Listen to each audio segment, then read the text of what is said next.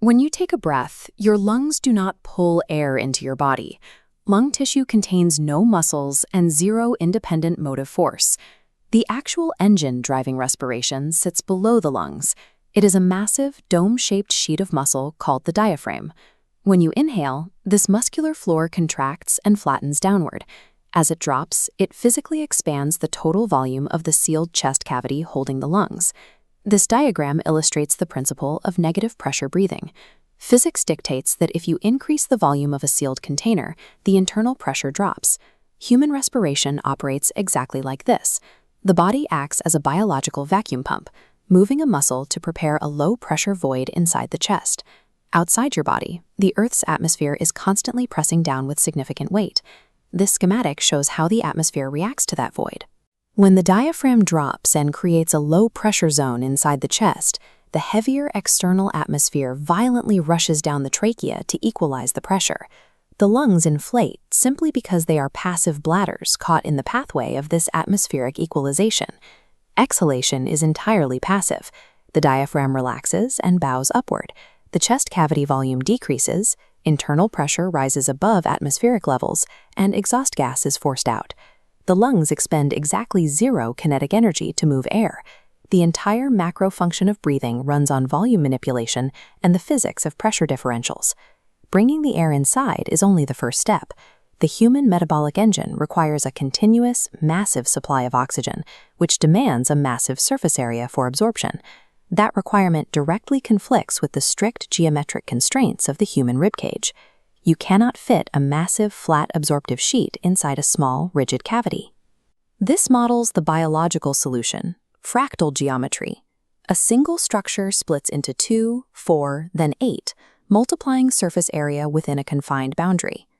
In the respiratory tract, the trachea splits into increasingly microscopic tubes called bronchioles, functioning as a highly branched distribution manifold. By utilizing fractal branching, the body compresses industrial-scale gas processing infrastructure into a space no larger than a pair of footballs. The mathematical progression of this airway is highly precise. The primary windpipe bifurcates exactly 23 times before reaching the end of the line. This visualization shows the aerodynamic consequence of that splitting. As the cross-sectional area exponentially increases across 23 iterations, the fluid velocity plummets. The turbulent, high-speed atmospheric rush entering the trachea is forced to divide so many times that it slows to a perfectly manageable crawl by the time it reaches the deepest tissue. At the end of those 23 folds, the lungs have unpacked roughly 80 square meters of absorptive surface area. The bronchioles operate as a geometric decelerator, taking raw atmospheric violence and smoothing it into a slow, evenly distributed flow, primed for microscopic processing. At the absolute terminus of the bronchial manifold, the air finally comes to a halt. These are alveoli. They are clusters of microscopic, cup-shaped sacs located at the blind ends of the respiratory tree. The structural tolerances of the alveolar membrane are extreme. To minimize resistance, the walls are constructed from squamous cells that are only a single cell thick, measuring as little as 25 nanometers across. Pressed directly against the outside of that ultra-thin wall is a dense capillary net, pushing individual red blood cells tight against the barrier. The diaphragm, the internal vacuum, and the fractal tubes exist to bring atmospheric gas within nanometers of those red blood cells. The final chemical exchange across this barrier requires zero active mechanical pumping. Passive diffusion dictates gases automatically flow down a concentration gradient. Because inhaled air inside the alveolus has a higher oxygen concentration than depleted blood in the capillary, oxygen phases across the membrane. Simultaneously, carbon dioxide is pushed from the blood into the alveolar sac.